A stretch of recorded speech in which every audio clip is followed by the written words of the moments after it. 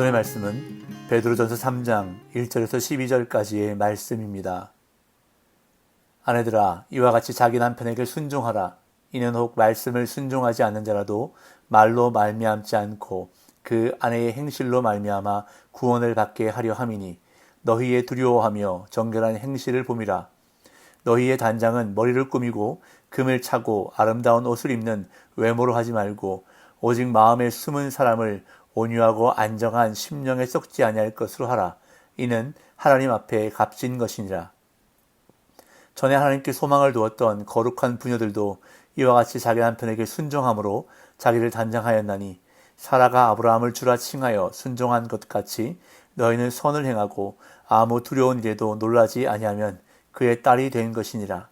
남편들아, 이와 같이 지식을 따라 너희 아내와 동거하고 그를 더 연약한 그릇이요 또 생명의 은혜를 함께 이어받을 자로 알아 귀히 여기라. 이는 너희 기도가 막히지 아니하게 하려 함이라. 마지막으로 말하노니 너희가 다 마음을 같이하여 동정하며 형제를 사랑하며 불쌍히 여기며 겸손하며 악을 악으로 욕을 욕으로 갚지 말고 도리어 복을 빌라. 이를 위하여 너희가 부르심을 받았으니 이는 복을 이어받게 하려 하심이라. 그러므로 생명을 사랑하고 좋은 날 보기를 원하는 자는 혀를 금하여 악한 말을 그치며 그 입술로 거짓을 말하지 말고 악에서 떠나 선을 행하고 화평을 구하며 그것을 따르라. 주의 눈은 의인을 향하시고 그의 귀는 의인의 간구에 기울이시되 주의 얼굴은 악행하는 자들을 대하시느니라 하였느니라. 아멘. 어제 본문에서 베드로 사도는 부조리한 탄압과 억울한 고통 속에서도 하나님의 종으로 부르심 받았음을 기억하며 주님을 위해 순종하며 살 것을 권면했습니다. 이제 오늘 본문에서 베드로는 순종의 자세를 가정과 사회로 확장해 적용하도록 권면합니다. 성도의 믿음은 가장 가까운 가족 관계 안에서 먼저 나타나고 차차 더 넓은 세상으로 넓게 적용되어야 함을 가르치고 있는 것입니다. 오늘 본문은 크게 두 부분으로 나눠지는데 1절부터 7절까지는 가정 안에서 아내와 남편에 대한 교훈이고 8절부터 12절까지는 공동체 안에서 마땅히 보여야 할 삶의 모습을 제시하고 있습니다. 베드로 사도는 먼저 아내들을 향해 권면하는데 자기 남편에게 순종하라고 아내들을 향해 가르치고 있습니다. 1절, 2절입니다. 아내들아, 이와 같이 자기 남편에게 순종하라. 이는 혹 말씀을 순종하지 않는 자라도 말로 말미암지 않고 그 아내의 행실로 말미암아 구원을 받게 하려 함이니 너희의 두려워하며 정결한 행실을 봄이라. 베드로는 자기 남편에게 순종하라고 아내들에게 권면하면서 이와 같이 라는 표현을 사용하고 있습니다. 그런데 이 표현은 앞단락의 연장선상에서 남편에게 노예처럼 종처럼 복종하라는 의미가 아닙니다. 왜냐하면 7절에 가서 남편들을 향한 권면에서도 이와 같이 라는 동일한 표현이 사용되고 있기 때문입니다. 따라서 이것은 베드로전서의 전체 권면의 핵심인 주를 위하여 순종하라 라는 권면을 가리킨다고 볼 수 있습니다.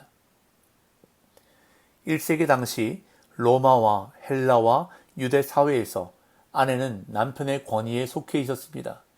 그래서 만약 남편이 회심하여 기독교인이 된다면 그의 아내가 교회에 오는 것은 큰 문제가 되지 않았지만 반대의 경우는 많은 어려움을 야기했습니다.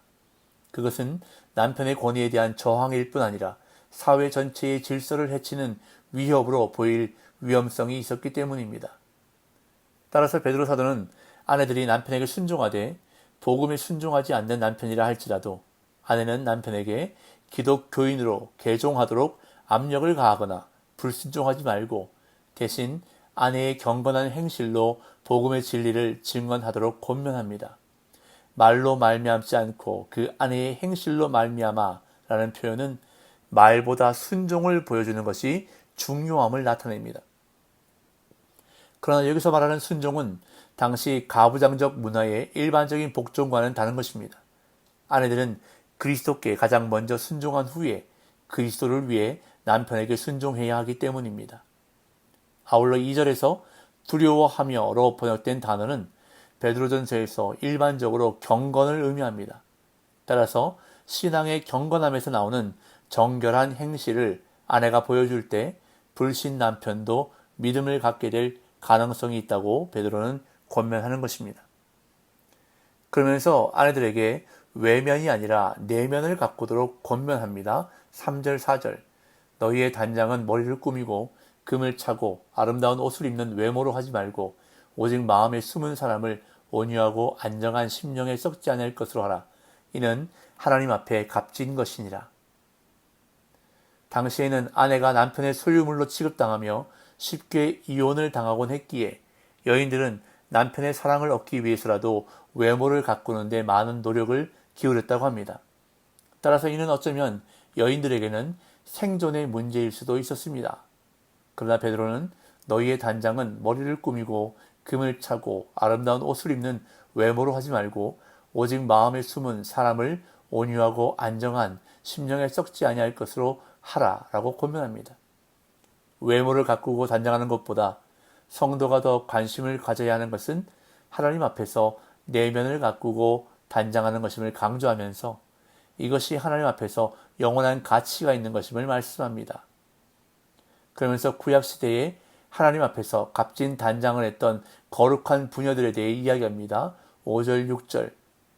전에 하나님께 소망을 두었던 거룩한 부녀들도 이와 같이 자기 남편에게 순종함으로 자기를 단장하였나니 사라가 아브라함을 주라 칭하여 순종한 것 같이 너희는 선을 행하고 아무 두려운 일에도 놀라지 아니하면 그의 딸이 된 것이니라. 구약시대의 하나님 앞에서 값진 단장을 했던 거룩한 부녀들이 있었습니다. 그들은 남편에게 순종함으로 자기를 단장했다고 말하면서 베드로는 그 여인들을 하나님께 소망을 두었던 자들이라고 소개합니다. 하나님에 대한 믿음, 하나님과의 관계가 그들의 삶과 행함을 이끌었던 것입니다. 그러면서 베드로는 구약의 거룩한 부녀의 예로 아브라함의 아내 사라를 예로 듭니다. 사라는 남편 아브라함을 주라고 부르며 순종했습니다. 이는 남편을 주인처럼 섬기고 순종했다는 것입니다. 이처럼 하나님께 소망을 둔 여인은 남편에게 순종함으로 하나님 앞에서 자기를 아름답게 단장하는 것이 되고 이는 곧 사라의 거룩한 행실을 따르는 딸이 되는 것임을 말씀합니다. 그런 다음 베드로는 남편들을 향해 권면합니다. 7절. 남편들아 이와 같이 지식을 따라 너희 아내와 동거하고 그를 더 연약한 그릇이요 또 생명의 은혜를 함께 이어받을 자로 알아 귀히 여기라. 이는 너희 기도가 막히지 아니하게 하려 함이라. 아내와의 관계에서 남편이 가져야 할 근본적인 태도는 하나님의 뜻에 대한 지식의 기초에서 아내와 동거하는 것이라고 베드로는 권면합니다. 여기서 말씀하는 지식은 이방 불신자들의 무지와 대조되는 것으로 일반적으로는 예수 그리스도 안에서 하나님을 아는 지식을 의미하지만 여기서는 구체적으로 결혼 관계에서 하나님이 원하시는 뜻을 분별하는 통찰력을 의미합니다. 남편은 아내가 어떠한 존재인지 바르게 인식해야 하는데 아내들은 더 연약한 그릇이라 말씀합니다. 육체적으로 또한 당시 사회적 상황에서 아내는 남편보다 연약한 존재이기에 남편은 그러한 아내를 귀히 여기며 존중해야 한다는 것입니다. 그런데 그 이유를 생명의 은혜를 함께 이어받을 자이기 때문이라고 말씀합니다. 이는 당시 1세기 상황에서는 파격적인 말씀인데 가부장적인 문화에서 아내는 남편의 권위에 속한 소유물로 여겨졌기 때문입니다. 그러나 베드로는 아내를 동역자, 곧 생명의 은혜를 함께 이어받을 자로 귀히 여길 것을 권면합니다. 만약 그렇게 아내를 귀히 여기지 않는다면 하나님과의 관계에서도 어려움을 당하게 될 것이라고 기도가 막히게 될 것이라고 경고합니다. 이렇게 가정에서 부부 사이에 지켜야 할 것을 가르친 이후 베드로는 성도들이 믿음의 공동체 안팎에서 각각 지켜야 할 일반적인 태도에 대해서 언급합니다. 8절 9절. 마지막으로 말하노니 너희가 다 마음을 같이하여 동정하며 형제를 사랑하며 불쌍히 여기며 겸손하며 악을 악으로 욕을 욕으로 갚지 말고 도리어 복을 빌라. 이를 위하여 너희가 부르심을 받았으니 이는 복을 이어받게 하려 하심이라. 베드로는 공동체를 향해 5가지 교훈을 제시하는데 마음을 같이하라, 동정하라, 형제를 사랑하라, 형제를 불쌍히 여기라, 겸손하라 라고 교훈합니다. 이 5가지 교훈은 공동체를 지탱하고 행복하게 만드는 요소인데 공동체의 하나됨과 밀접한 관련이 있습니다. 베드로는 너희가 다 이렇게 하라고 권면하면서 악을 행하고 욕하는 자들을 대하는 방식을 가르칩니다. 여기에서는 성도를 박해하는 불신자들을 염두에 두고 있는데 악을 악으로 욕을 욕으로 갚지 말고 도리어 복을 빌다고 권면합니다.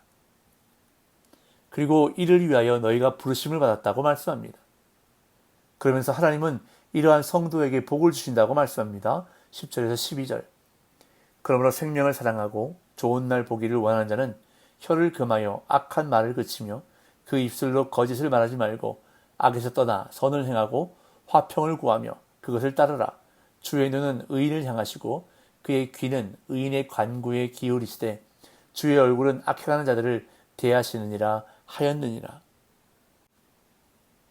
베드로는 시편 34편 말씀을 인용하면서 선행을 격려합니다. 성도는 생명을 사랑하고 좋은 날 보기를 원합니다. 그래서 악한 말을 그치고 입술로 거짓을 말하지 말아야 합니다. 그리고 악에서 떠나 선을 행하고 화평을 구하며 그것을 따라야 합니다. 그런데 이렇게 행할 수 있는 근거는 주님께 있음을 베드로는 말씀합니다. 주님은 의인을 지켜보시고 그들의 기도에 귀를 기울이시는 분이시기에 또한 악해가는 자들에게는 생명과 좋은 날을 허락하지 않으시는 분이시기에 성도는 선을 행하고 화평을 이루며 살아갈 수 있다고 말씀하는 것입니다. 주님을 닮고 말씀에 순종하는 삶이란 남편과 아내, 부모와 자녀, 그리고 가까운 친구들과의 관계가 변하는 것으로부터 시작합니다. 그것이야말로 세상을 바꾸어 나가는 가장 강력한 힘이라는 것을 우리는 기억해야 할 것입니다. 오늘도 가정에서부터 순종의 삶을 살고 서로 존중하며 살아가므로 경건의 삶을 살아가는 저와 여러분들이 되시기를 예수님의 이름으로 축복합니다.